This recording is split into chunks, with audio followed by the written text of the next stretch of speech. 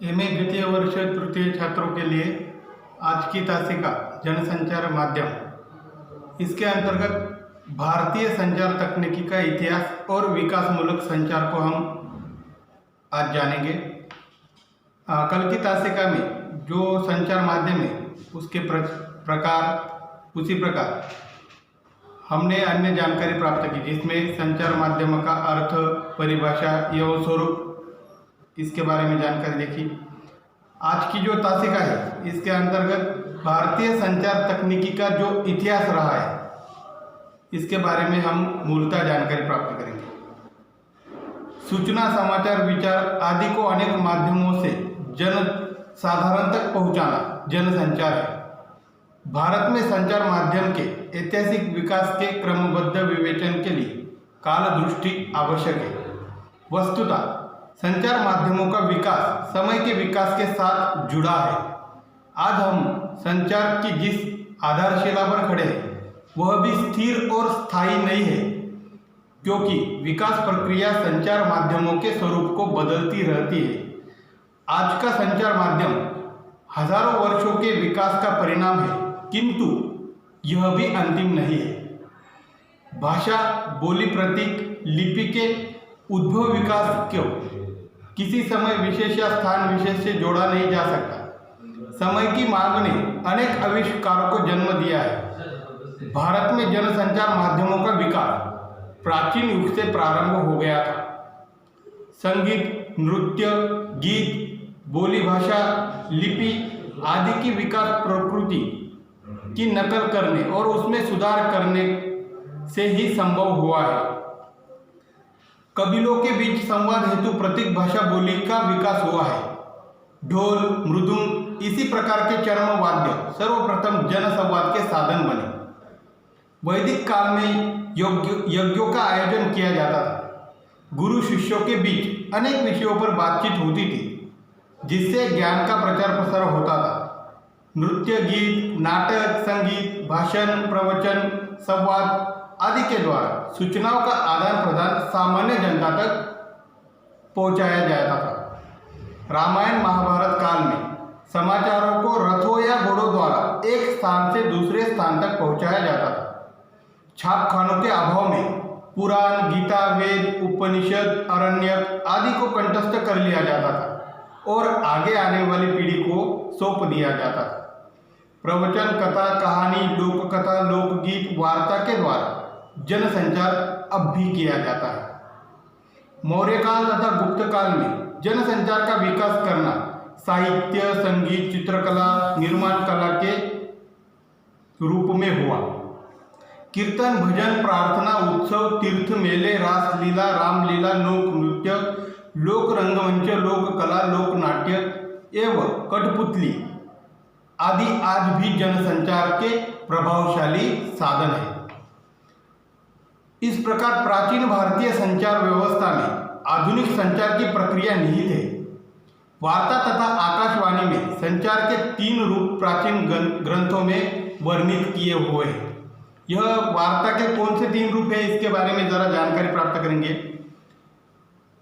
वार्ता, वाद विवाद, आकाशवाणी, यह 3 रूप जो है प्राचीन साहित्य के अंतर्गत मिलते हैं, जिसमें बातचीत का जो अर्थ है वह होगा कि आपस में बातचीत करना। परिचित वस्तु, कार्य या घटना के संदर्भ में चर्चा करना, सुनना, यह बातचीत है। जानकारी लेकर जानकारी दी जाती है, इसकी स्वाभाविक अनौपचारिकता, भाषाई माधुर्य महत्वपूर्ण विशेषता है। अब रही बात वार्तालाप की। वार्तालाप इस शब्द से तात्पर्य है दो मनुष्य के बीच वार्तालाप या संवाद होता है। दो मनुष्य के बीच प्रश्न उत्तर संवाद की स्थिति ही वार्ता कहलाती है। इसमें मनन, चिंतन, व्यक्तित्व आदि का संचारण होता है। सुकरात, प्लेटो, अरस्तु, शंकराचार्य, स्वामी दयानंद सरस्वती, रामकृष्ण परमहंस आदि के नाम इस संदर्भ में मिल जाते हैं। मौखिक संचार के अंतर्गत वार्ता, परिचर्चा, संवाद, संदेश, अपील आदि बातें आती हैं। अब वाद विवाद का भी इसी प्रकार परिचय प्राप्त करेंगे। व्याख्यान के रूप में वक्ता पक्ष या विपक्ष में बोलता है, वही वाद विवाद है। इसमें पक्ष विपक्ष संबंधी तथ्यों का ज्ञान होता है। शिक्षक को मंचीय साहस द्वारा उसमें सफलता प्राप्त मिलती है। जिस प्रकार वार्ता, वाद विवाद तथा आकाशवाणी के बारे में हमने यहाँ पर जानकारी प्राप्त की, उसी प्रकार और दो बातें यहाँ पर हम सम्मिलित कर सकते हैं, जैसे कि संगोष्ठी।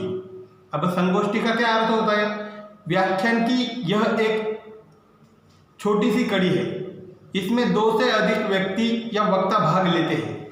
वक्ता की संख्या अनुसार व्यक्ति की पहेलियों को समझा जाता है।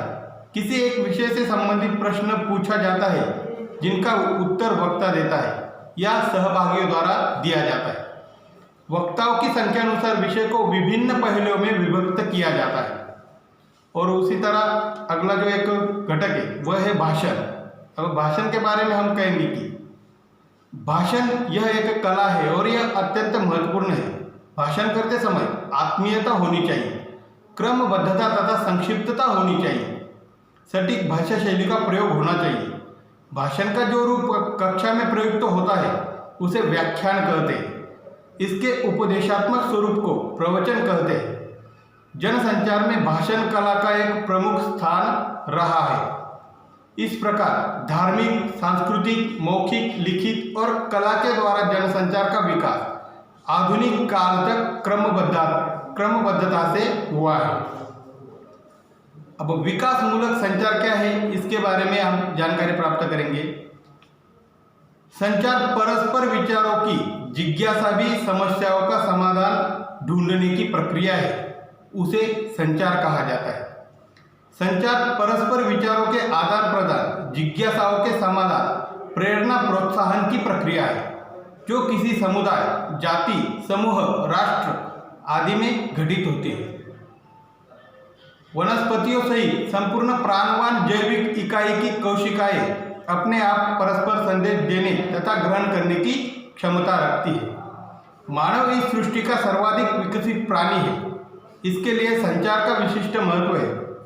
उसमें विचार प्रक्रिया, सांस्कृतिक गुण है जिससे संचार शक्ति का विकास हुआ है। जनसंचार को प्रायोगिक रूप देकर जनसंचार माध्यम को पूरी तरह से खोजा है। दुनिया को एक विश्वग्राम में बदल दिया है। मनुष्य के पास ध्वनियों का व्यापक भंडार था और है। भाषा मनुष्य के पास उस समय भी थी जब वो पशु की अवस्था में था।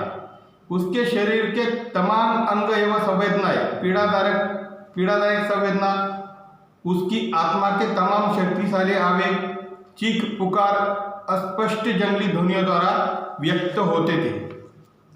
मौखिक ध्वनियों को भाषा के रूप में स्वीकार किया है। मनुष्य के भी भाषा के द्वारा समूह निर्मित हुई है। औजारों को बनाते हुए लिपि का उद्भव हुआ है। लिपि चित्रों के रूप में संकेत भाषा को लिखने का प्रयास किया। चित्रात्मकता का प्रारंभ मरे हुए प्राणियों की हड्डी से स्थिति का चित्र प्रस्तुत किया। संकेत चित्र स्थिति का बोध कराते हैं, प्रौढ़ों के प्रति उत्तेजना देने वाले थे। यहाँ पर 11वीं सदी के कश्मीरी पंडित आचार्य क्षेमेंद्र जी ने अपने कुछ विचार व्यक्त किए हैं जो इस प्रकार: शिकार, वृक्ष, जंगली जानवर, सूर्य, चंद्र, जानवरों के चित्र, नारियों के चित्र द्वारा लिपि का विकास होता गया। लिपि के आविष्कार के कारण भाषाओं को स्थायित्व प्राप्त हुआ। अक्षरों में मानव रूप के विकास में इतिहास लिपि के माध्यम से ज्ञान का भंडार उसी युग में शुरू हुआ। मिट्टी के बर्तनों पर, चर्मों पर, शिलाओं पर लिपि के माध्यम से विकास क्रम जो है वह आगे बढ़ता गया। छाल वृक्ष से कागज की निर्मित की कला 7वीं शताब्दी में जापान में हुई। सन 1887 में हेनरिच नामक विद्वान ने रेडियो तरंगों का अस्तित्व सिद्ध किया। 1895 में इटली में बिना तार के संकेत भेजने और प्राप्त करने के प्रयोग जो है वह सफल हो पाए। धीरे धीरे रेडियो का आविष्कार होकर संचार की तीव्रता और विकास में व्यापक वृद्धि हुई। इसी तकनीक का विकास भारत में हुआ। इस समय अमेरिका, फ्रांस, ब्रिटेन में सिनेमा की तकनीक का जन्म हुआ था। 28 दिसंबर 1895 को लिमुरो बंदो ने फ्रांस में सिनेमा का पहला व्यावसायिक प्रदर्शन किया। इसका अनुकरण भारत में हुआ। 20वीं सदी के आरंभिक वर्षों में टीवी का संचार हुआ। अमेरिका के शोधकर्ता ने टीवी को प्रायोगिक रूप दिया।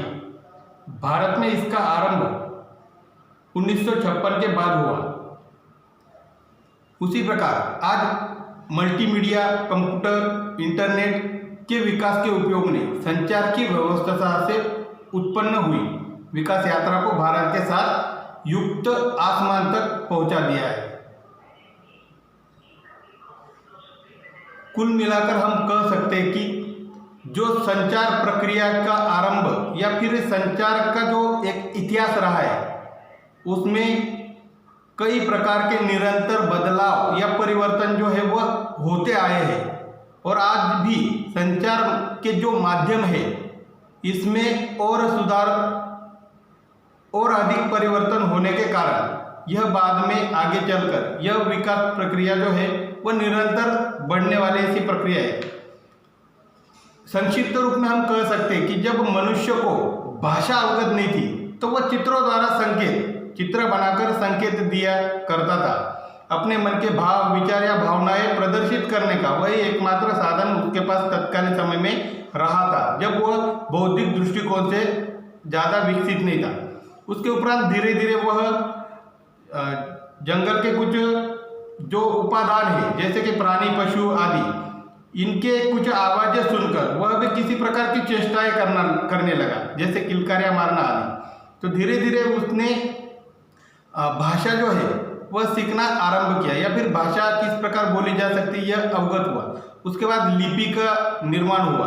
अब लिपि को, किस संकेत को, किस चिन्ह को क्या नाम दिया जाए यह उसने जाना। उसके बाद धीरे धीरे वह भाषा को प्राप्त कर पाया। उसके बाद भाषा का आदान प्रदान अथवा संदेशों का लेन देन जो है उसके कई माध्यम यहाँ पर हमने अब तक पढ़े कि जैसे पूर्व काल में इस प्रकार के अत्याधुनिक सुविधाओं का अभाव होने के कारण घोड़ों या रथों द्वारा संदेश का आदान प्रदान किया जाता था, यानी संचार किया जाता था सूचनाओं का, भाव भावनाओं का, विचारों का आदि बातों का।